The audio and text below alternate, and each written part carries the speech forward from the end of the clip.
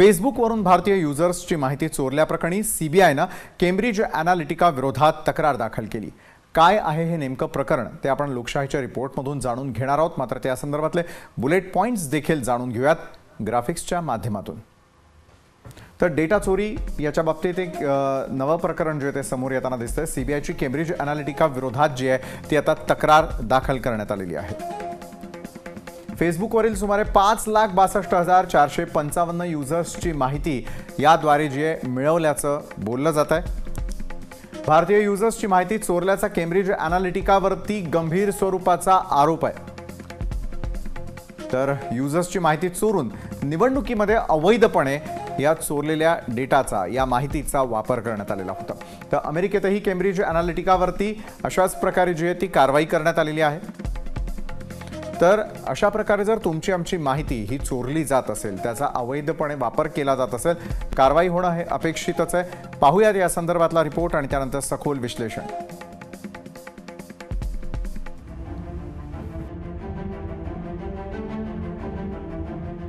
सीबीआयनं इंग्लंडमधील राजकीय सल्लागार कंपनी केम्ब्रिज एनालिटिका विरोधात तक्रार दाखल केली आहे।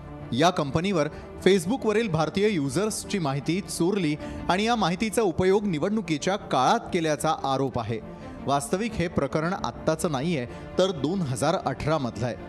झालं असं, फेसबुकवरील 5,62,455 युजर्सची माहिती ग्लोबल सायन्स रिसर्च म्हणजेच GSRLनं ही माहिती गोळा केली।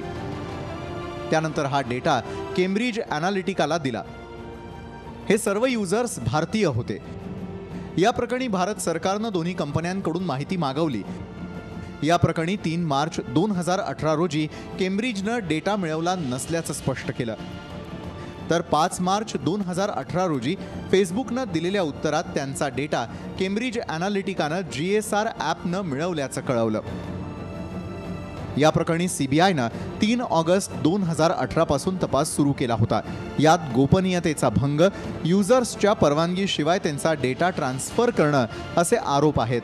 सीबीआयनंही 2018 आणि 2019ला दोन्ही कंपन्यांना नोटिसा बजावल्या होत्या आणि आता सीबीआयनं रितसर तक्रार दाखल केली आहे। विशेष म्हणजे ट्रम्प अध्यक्षपदाच्या निवडणुकीत असताना 5 वर्षांपूर्वी याच कंपनीवर लाखोंच्या संख्येनं फेसबुक प्रोफाईल बनवल्याचा आरोप होता। तसाच प्रयोग भारतात झाला एवढाच। ब्युरो रिपोर्ट, लोकशाही न्यूज। आणि या संदर्भामध्ये अधिक जाणून घेण्यासाठी सायबर तज्ञ ओंकार गंधे यांना आपण आज आपल्या लोकशाही टाइममध्ये आमंत्रित केलेलं आहे। ओंकार गंधेजी, स्वागत आपलं लोकशाही टाइमच्या आजच्या भागामध्ये। ओंकारजी, अतिशय महत्त्वाचा आणि आजच्या यूथला रिलेट करणारा अशा प्रकारचा आजचा खरं तर विषय आहे। कारण ज्या वेळेला एखादी कंपनी आपला जर डेटा चोरत असेल, आपली माहिती जर इतरांना विकत असेल आणि त्याचा अशा प्रकारे वापर होत असेल, तर खरोखर प्रायव्हसीबद्दल शंका उपस्थित केल्या जातात। आणि जोडून एक उदाहरण सांगावंसं वाटतं की ज्यावेळेला व्हॉट्सॲप देखील अशा प्रकारे आपल्या प्रायव्हसीवरती घाला घालणार आहे असं ज्यावेळेला कळलेलं होतं, तर लोक किती जागृत आहेत, यूथ किती जागृत आहे हे देखील आपल्याला स्पष्टपणे दिसायला सुरुवात झालेली आहे। मात्र ज्यावेळेला अशा प्रकारचा धक्कादायक प्रकार समोर येतो, त्यावेळेला आपल्या हातात असलेला मोबाईल, त्यामध्ये असलेले ॲप्स आणि त्याचा होत असलेला वापर याच्याकडे आपण किती सूज्ञपणे पाहायला हवंय।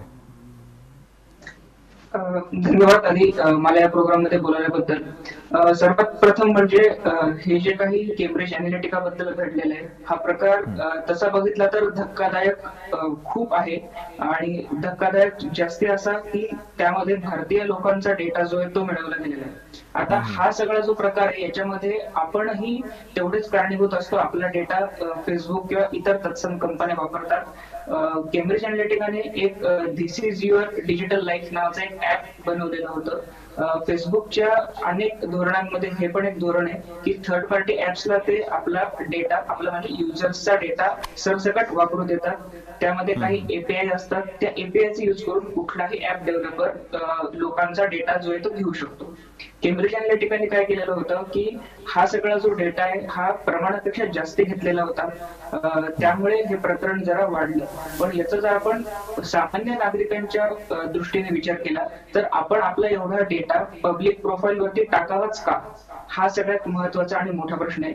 म्हणजे त्यामध्ये तुमचे घरातले प्रायव्हेट फोटोज असतील, तुमचे काही वैयक्तिक मतं असतील, किंवा ज्यामुळे असे काही मतं की त्यामुळे समाजात तेढ निर्माण होईल असे कुठलेही मतं जर तुम्ही फेसबुकवरती किंवा तत्सम सोशल मीडियावर टाकत असाल तर त्याचा वापर हा अशा कंपन्यांकडून केला जातो. त्यामध्ये कधी तुमच्या बाजूने केला जातो, कधी तुमच्या विरोधात केला जाऊ शकतो.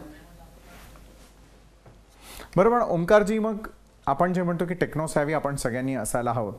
विविध ॲप्सच्या माध्यमातून आपण इतरांसमोर आपली मतं मांडत असतो, आपले फोटोज शेअर करत असतो किंवा तत्सम माहिती जी आहे ती देण्याचा प्रयत्न करत असतो, जेणेकरून आपण जास्तीत जास्त लोकांपर्यंत पोहोचण्याचा प्रयत्न करत असतो. मात्र ज्यावेळेला कॅम्ब्रिज ॲनालिटिका यांनी ज्यावेळेला अशा प्रकारे आपली डेटा चोरी केली आणि त्याचा वापर हा अशा प्रकारे करण्यात आलेला होता की ज्यावेळेला निवडणुका असतील किंवा एखादा सर्वे करायचा असेल त्यावेळेला जर आपला एक गिनीपिग म्हणून जर वापर केला जात असेल तर येत्या काळामध्ये एक ग्राहक म्हणून, एक त्या ॲपचा वापर करणारा म्हणून आपण आपली सुरक्षितता कशी ठेवायला हवी.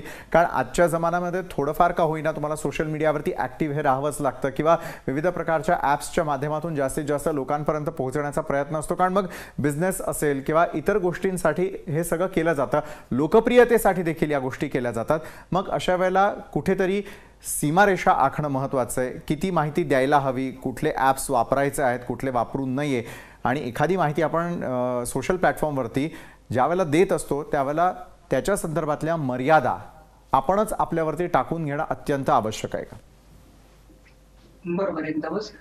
आपण आता जर फक्त फेसबुकचं उदाहरण घेतलं तर फेसबुकवरती आपण कुठल्याही पद्धतीची माहिती टाकू शकतो, शेअर करू शकतो. त्यावरती फेसबुकवरही फारशी बंधनं नाहीयेत. आपण फेसबुकवरती आपला मोबाईल नंबर पासून तर आपली सगळी पर्सनल माहिती टाकू शकतो आणि ती हाईड पण करून ठेवू शकतो. प्रॉब्लेम कधी सुरू होतो जेव्हा हे थर्ड पार्टी ऍप्स पिक्चर मध्ये येतात. फेसबुक स्वतः कुठल्याही प्रकारचा डेटा जो आहे तो डिरेक्टली विकत नाही असं फेसबुकच्या प्रायव्हसी पॉलिसीनुसार म्हणणं आहे.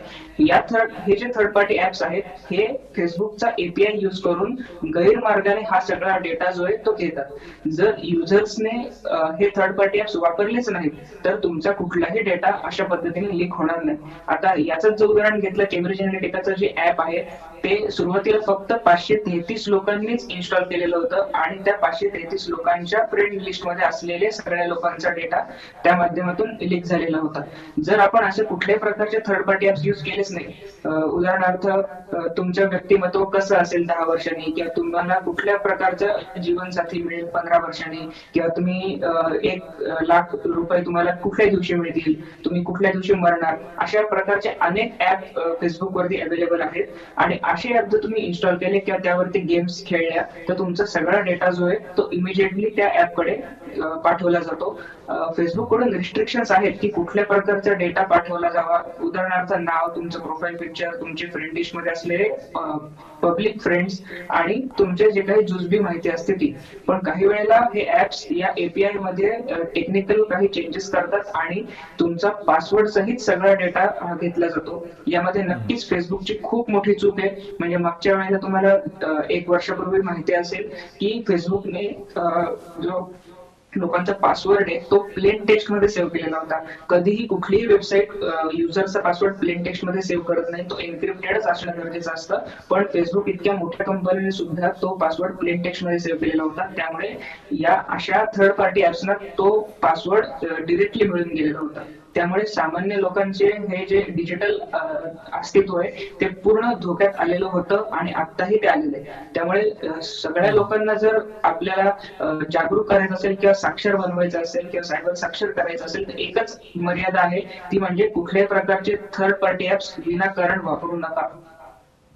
बरोबर आहे ओंकारजी. मात्र जसं तुम्ही आता मगाशी म्हणालात, उल्लेख केलात की काही गोष्टी वापरत असताना आपल्याला आपल्या गोष्टी कळायला देखील हव्या ज्या इतरांपर्यंत जायला नको.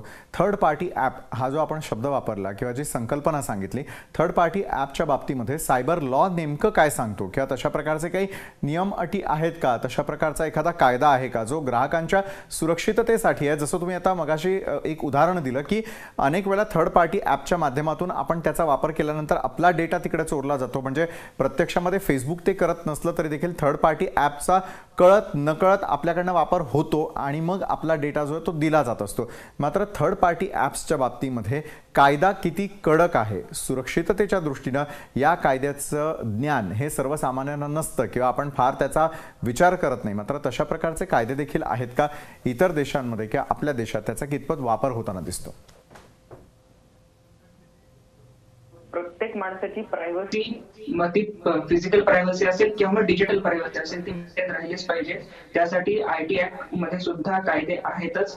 पण मुळात मुद्दा असा आहे की जरी ते कायद्याने ती प्रोसिजर फॉलो केली गेली तरी काही प्रमाणामध्ये युजरची चूक असल्यामुळे त्यामध्ये पुढे जास्त इन्व्हेस्टिगेट केलं जात नाही किंवा त्यामध्ये जास्त पुढे कारवाई केली जात नाही. कारण प्रायव्हसी पॉलिसीमध्ये या थर्ड पार्टी ऍप्सने किंवा फेसबुकने सुद्धा असं नमूद केलेलं आहे, जर तुम्हाला हे पटत नसेल तर तुम्ही फेसबुक वापरू नका.